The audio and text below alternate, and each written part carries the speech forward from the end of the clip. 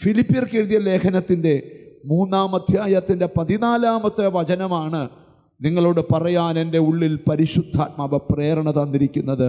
ഫിലിപ്പിയർക്ക് എഴുതിയ ലേഖനം 3-ാം അധ്യായത്തിൻ്റെ 14-ാമത്തെ വചനം വളരെ സുപരിചിതമായ വചനമാണ്.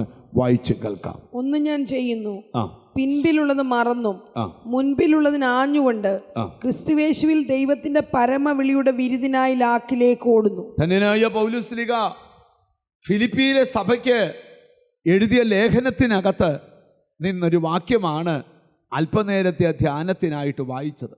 പൗലോസ് പറയുകയാണ്, എൻ്റെ മേൽ ഒരു പരമവിളി കിടപ്പുണ്ട്. ദൈവത്തിന് സ്തോത്രം.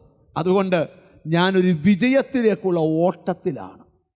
എന്നോടൊപ്പം ഓടാൻ കൊതിക്കുന്നവനോട് പൗലോസ് പറയുക, ഓടുമ്പോൾ 2 കാര്യം ഓർത്തോണം. പുറകോട്ട് നോക്കരുത്, 2 മുമ്പോട്ട് ആഞ്ഞോണം ഓടാൻ. സ്തോത്രം. ഞാനിന്ന് പ്രസംഗിക്കാൻ പോകുന്നത്, സ്തോത്രം, നാം ഒരു വിജയത്തിലെത്താൻ പോകുകയാണെന്നാണ് ഇന്നത്തെ സന്ദേശം. അടുത്തിരിക്കുന്ന ആളെ നോക്കി വെച്ച് പറ, നിങ്ങൾ വിജയിക്കാൻ പോകുകയാണെന്ന് പറ. സ്തോത്രം.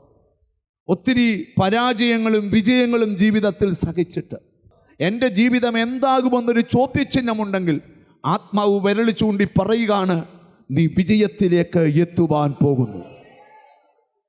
പൗലോസ് ഈ 3-ാം അധ്യായം വിവരിക്കുന്ന സമയത്ത് ഈ അധ്യായത്തിൽ ധാരാളം കാര്യങ്ങൾ പൗലോസ് വിവരിച്ച് പറയുന്നുണ്ട്.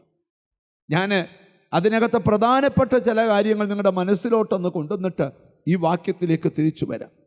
പൗലോസ് പറയുക 7-ാമത്തെ വാക്യത്തിൽ, എനിക്ക് ലാഭമായിരിക്കുന്നതൊക്കെയും ക്രിസ്തു നിമിത്തം, എനിക്ക് ലാഭമായിരിക്കുന്നതൊക്കെ ഞാൻ ക്രിസ്തു നിമിത്തം ഛേദമെന്ന് എണ്ണിയിരിക്കുന്നു. പൗലോസ് പറയുകയാണ്, എനിക്ക് ലാഭമായ ഒത്തിരി കാര്യങ്ങളുണ്ട്. മുകളിലത്തെ വാക്യത്തിലുണ്ട്, ആരെങ്കിലും ജഡത്തിൽ ആശ്രയിക്കാമെന്ന് വിചാരിച്ചാൽ നിങ്ങളെക്കാൾ അധികം എനിക്ക് ആശ്രയിക്കാൻ വകയുണ്ട്. സ്തോത്രം. അതെന്താന്ന് എഴുതിയിട്ടുണ്ട്. പക്ഷേ എനിക്ക് ജഡത്തിലും ആശ്രയിപ്പാൻ വകയുണ്ട്, മറ്റാർക്കാനും ജഡത്തിൽ ആശ്രയിക്കാമെന്ന് തോന്നിയാൽ എനിക്ക് അധികമായിട്ടുണ്ട്. 8-ാം നാളിൽ പരിച്ഛേദനയേറ്റവൻ ഇസ്രായേൽ ജാതിക്കാരൻ ബെന്യാമിൻ ഗോത്രക്കാരൻ എബ്രായരിൽ നിന്ന് ജനിച്ച എബ്രായൻ ന്യായപ്രമാണം സംബന്ധിച്ച് പരീശൻ ശുഷ്കാന്തി സംബന്ധിച്ച് സഭയെ ഉപദ്രവിച്ചവൻ ന്യായപ്രമാണത്തിലെ നീതി സംബന്ധിച്ച് അനിന്ദ്യൻ. എങ്കിലും എനിക്ക് ലാഭമായതൊക്കെയും ഞാൻ ക്രിസ്തു നിമിത്തം ഛേദമെന്നെണ്ണിയിരിക്കുന്നു. ഛേദമെന്നെണ്ണി എന്ന് പറഞ്ഞാൽ മനസ്സിലാകത്തില്ല. താഴത്തെ വാക്യം കൂടെ വായിച്ചെങ്കിലേ മനസ്സിലാവും. അത്രയുമല്ല, എന്റെ കർത്താവായ ക്രിസ്തുവേശുവിനെ കുറിച്ചുള്ള പരിജ്ഞാനത്തിന്റെ ശ്രേഷ്ഠ നിമിത്തം. എന്തുകൊണ്ടാ ഇതെല്ലാം ഛേദമെന്നെണ്ണിയെന്നറിയാമോ? ക്രിസ്തുവേശുവിലുള്ള പരിജ്ഞാനത്തിന്റെ ശ്രേഷ്ഠത നിമിത്തം.